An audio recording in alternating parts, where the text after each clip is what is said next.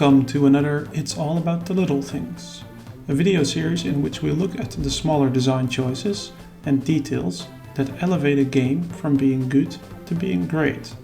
This one is a little different because I had never played Wario Land 4 before. Because everything was new to me, it made me realize it's probably good to start with a small summary about the gameplay loop and the mechanics. I think talking a bit more about the game in general also helps to understand many of the design choices. So in general, the main gameplay loop goes like this.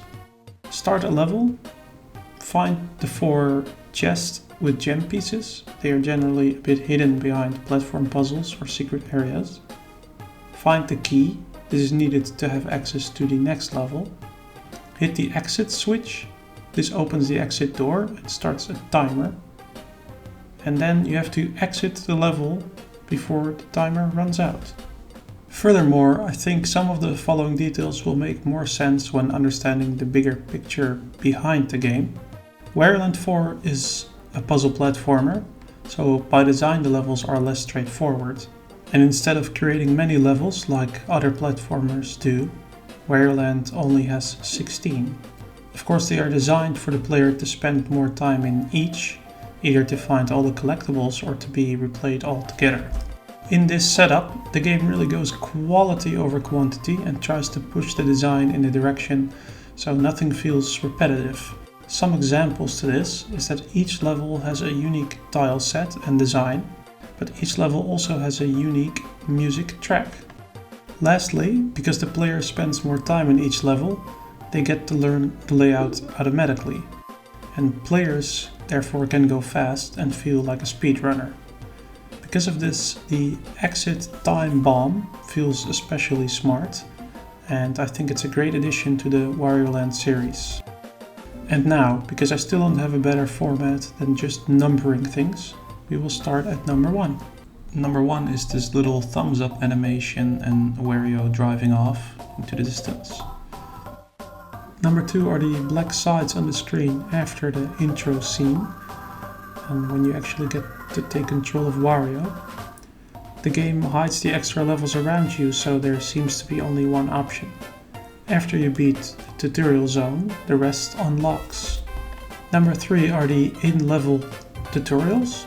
It's been done a lot like this ever since, because it's really effective, but around 2001 I don't think this was the standard. Number 4 is the fact that the gem pieces have an order to them, starting from the top right and then moving like a clock.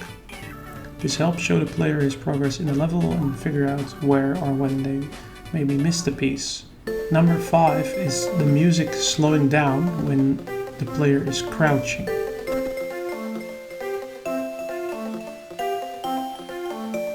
Number 6 are the exploding block particles and the fact that they are flying in different ways from whichever way you destroy them.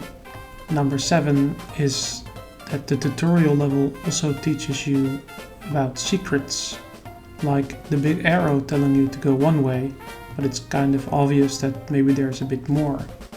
Number 8 is that keyzer, the key/bird/ghost, is sleeping until you collect it or touch it. Continuing the theme of sleeping and dreaming, there's also a boss that you have to wake up to start the fight. On a side note, I think the whole game has some theme around dreams, because the lyrics in the end credits also mention something about dreaming, and there's a whole spiral thing when you enter a level or leave a level, but it's probably not so black and white. Number 9 is the special unique idle animation for when the timer is on. Number 10 is another special animation that Mario does before the boss fight starts. I actually wish more games would have the main character do something when the boss is getting ready. Mostly they kind of just stand around. Number 11 is the music that's cross-fading from section to section within levels. I think this is very well done, especially for an older 2D platformer. Number 12 is actually a whole bunch of crazy music manipulation things. So So every time Wario changes into something, which he very often does in the Wario Land games, the music also changes in a variety of ways.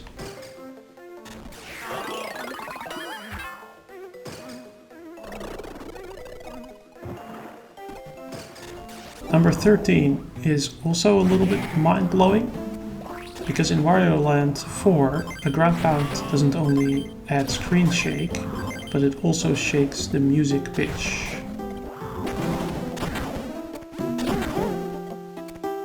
Number 14 is just that many inputs and actions happening on the screen also have a sound effect. For example, landing, turning, picking something up, or bouncing something against the wall, and a lot more. So here's a little clip to demonstrate how responsive it feels with so many sounds. And I would say to try and focus on everything you hear.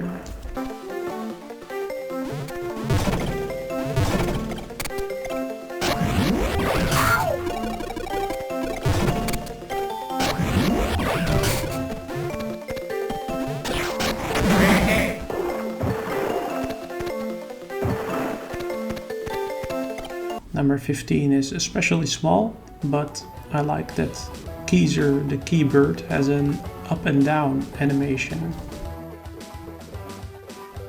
Number 16 is Professor Cyanstein, and that's his real name.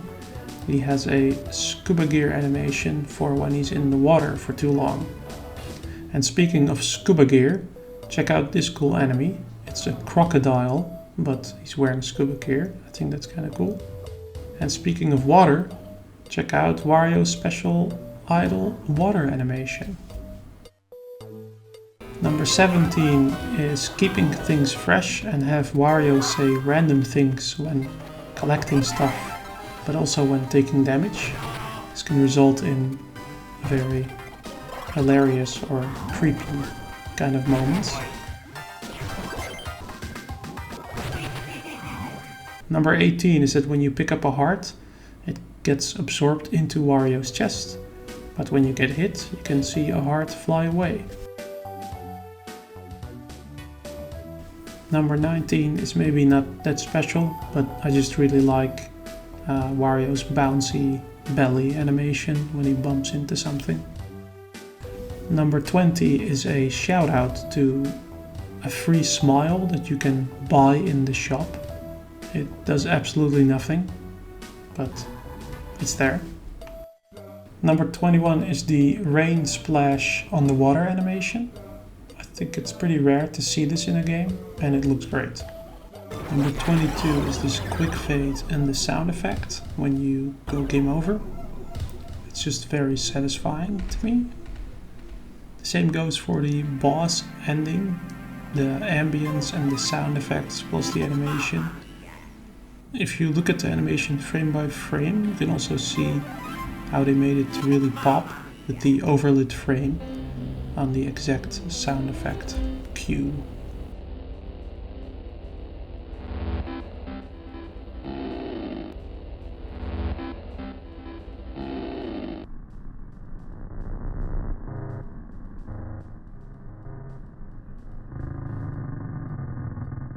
Number 23 is throwing an item on your own head to transform into a bouncing thing.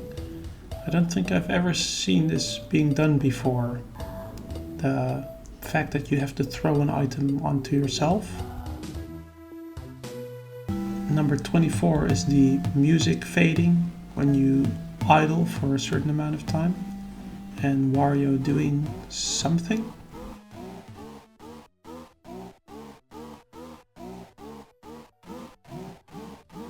Number 25 is the small detail of the music volume going down a bit when you go outside of the hotel level. Number 26 is that when you enter a level and the frog switch is visible, you can see that it resets. Number 27 is that the frog switch actually also has an explode animation, even though you will probably never see it. Even now, you can barely see it because I wasn't smart enough to move out of the way. Number 28 is not such a small detail, but I think it should be mentioned, and it adds to my previous points about the game as a whole. A lot of thought went into hard mode for this game. It doesn't only change the stats like the damage and the HP numbers, it also adds more enemies or has more enemy placements and even different placements for collectibles. It also has things like less loot, and the player has less time to escape the level in the escape section. And of course bosses also have less time limit. This makes even the tutorial level quite interesting on hard mode. Number 29 is the karaoke you can do in the music room. This is together with lyrics on the screen and a singing cat.